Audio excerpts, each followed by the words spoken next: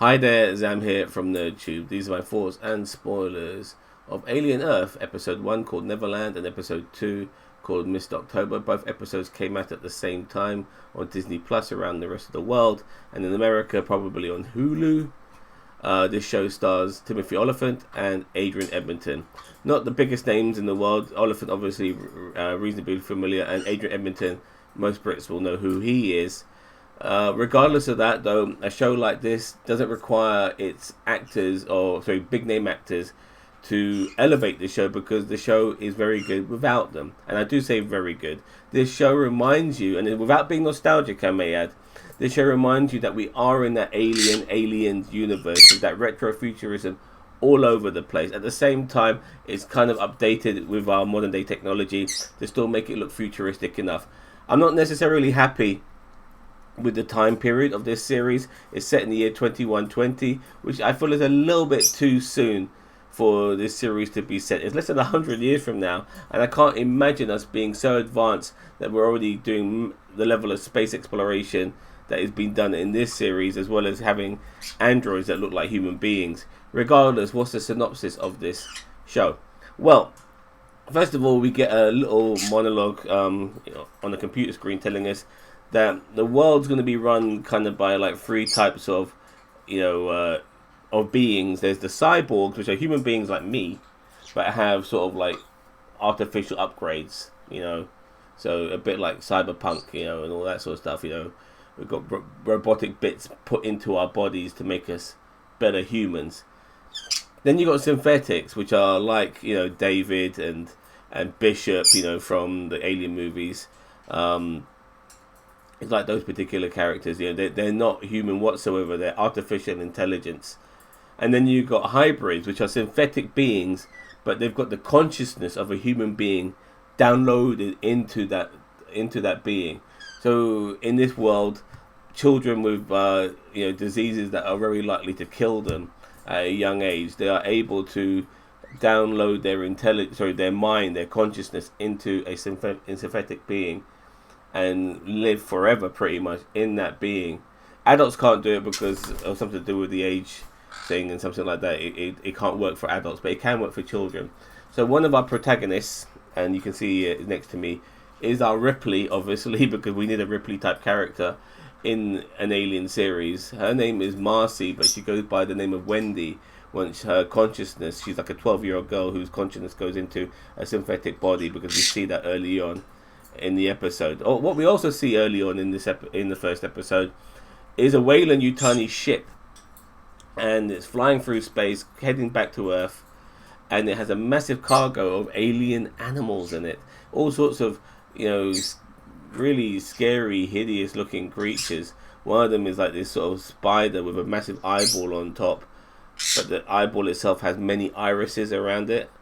It is freaky as fuck. Obviously, we got your xenomorph eggs with the face huggers inside them. We've got some face huggers in those glass containers as well as various other bugs and creatures that are quite hideous and should freak you out. And you just know that all of this shit's going to kick off at some particular point as this ship is heading back to Earth. Now, we don't see what causes the downfall initially of this ship, but we do come across this ship as it's pretty much at its end, and only a couple of people have survived. One of them being a cyborg human who had a mission from Weyland-Yutani to, I believe, save the creatures that are inside, and the crew are expendable. That usual shit that you get from Alien.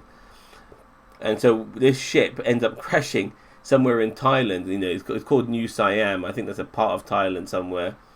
But this location in Thailand is owned by a different corporation called the Prodigy, which is run by this young trillionaire, because we have trillionaires now in this particular time period. And he owns that location, so he sends his people down there to do a rescue mission, as well, of course, obtain as much stuff he can out of that Weyland-Yutani ship. And obviously the Weyland Corporation wants their ship back as well, because it's their shit. And so I guess in future episodes we will see some sort of head-to-head between these two corporations come come at some particular point. But the first 2 episodes, and I'm not sure if the whole series is going to be like this, is basically spending time on this crashed vessel on Earth, on this rescue mission with loads of rescue mission soldiers that look like the Marines from Aliens to a degree. And I know that might seem a bit like a callback or nostalgic, but at the end of the day, this is that universe, so they are going to look like that. They're carrying pulse rifles as well, which is pretty cool, but they don't know what they're going up against because it's a rescue mission. They're not expecting to be, looking to kill a bunch of aliens and stuff like that. And there is a xenomorph running around this crashed ship, taking people out. There's one particular character called Joe.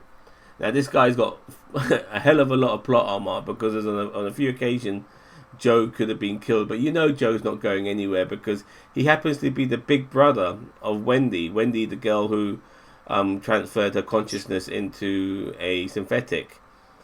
And we do get a moment when them two finally do meet up. And they don't prolong the moment of Wendy having to tell her brother Joe that, I used to be Marcy, your little sister. That does happen reasonably quickly. I'm glad they never prolonged that. But that moment happened just so that, because for that moment to happen, Joe has to kind of live. And he does get out of some sticky situations a lot. This alien is carving up people left, right, and center. But when it deals with Joe, somehow Joe's a little bit more of a struggle to kill for this alien. And Joe keeps getting away with it. Regardless, I can let that slide to a degree. Main character syndrome, certain people are going to survive. You can tell all these other people who you've seen for like 30 seconds on the screen for the first time within an hour or two of watching this show, that they're cannon fodder and you're waiting for them to get it.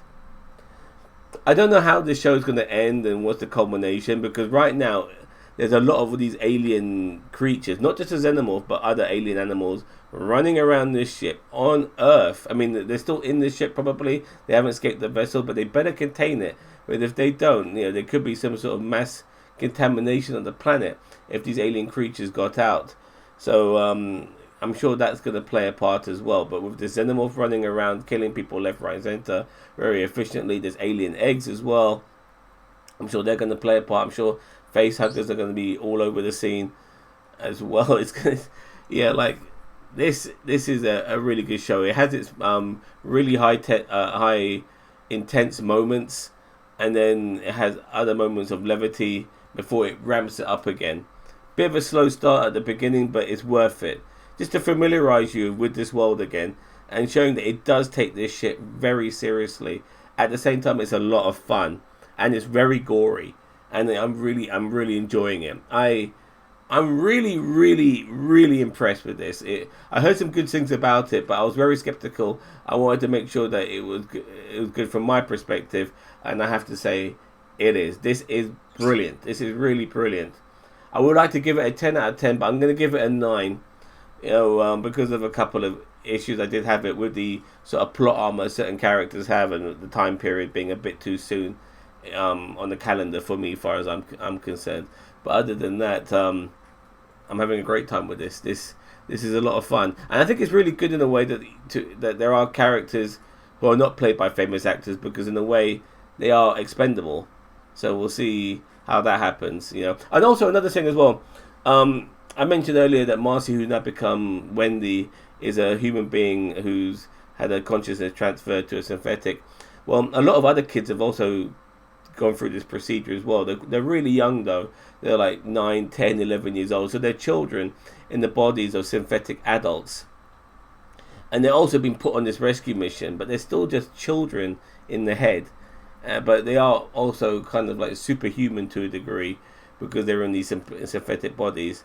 But they don't necessarily appreciate that, because they're still kids, and they're living in this horror movie right now of trying to save these people whilst these monsters are running around trying to kill everyone, including them. And it's fascinating to watch from that perspective as well. So there's all this craziness and bizarreness. Timothy Olyphant, I actually thought he was a synthetic, but now I'm thinking that he's more likely to be a cyborg. There are moments in this first couple of episodes that give it away that he's not necessarily human, but he could still be human, but with cybernetic implants, not necessarily a synthetic. I don't know yet. I'm sure that will be revealed, but he's definitely one or the other, that's for sure. Yeah, and then there's other characters as well. Like there's this sort of young Elon Musk type of character, I guess, or maybe maybe more of a Mark Zuckerberg type of character, like this eccentric trillionaire who's just a young man with, you know, ideas of creating crazy shit and wanting to, in a way, be blown away by somebody who's more intelligent than he is, because he feels he's the most intelligent person on the planet, and at the same time, by creating all these hybrid synthetics, he hasn't come across somebody who matches his intelligence. So he's hoping that by creating these beings, that maybe they will be smart enough to finally teach him something, and his mind will be blown. I know it sounds really weird me bringing all of this stuff up. I hope I'm not confusing you. If you have watched this series, you know what I'm talking about. It is all that and then some. It's really, really good, interesting characters. Really good to see Adrian Edmonton in something like this as well. You know, he was in the Last Jedi. I'm surprised he wasn't in the Rise of Skywalker, but he was in the Last Jedi, and it was good to see him in that. And now it's good to see him in this. I hope his character survives for a long time, but he's not in the thick of the action. So I think his character might do. Anyway, as I said earlier, this is a 9 out of 10 for me. Let me know what you think. Don't forget to like, share, subscribe to NerdTube, the greatest social media channel you never heard of. Take care, and I can't wait to review the next episode. Bye bye.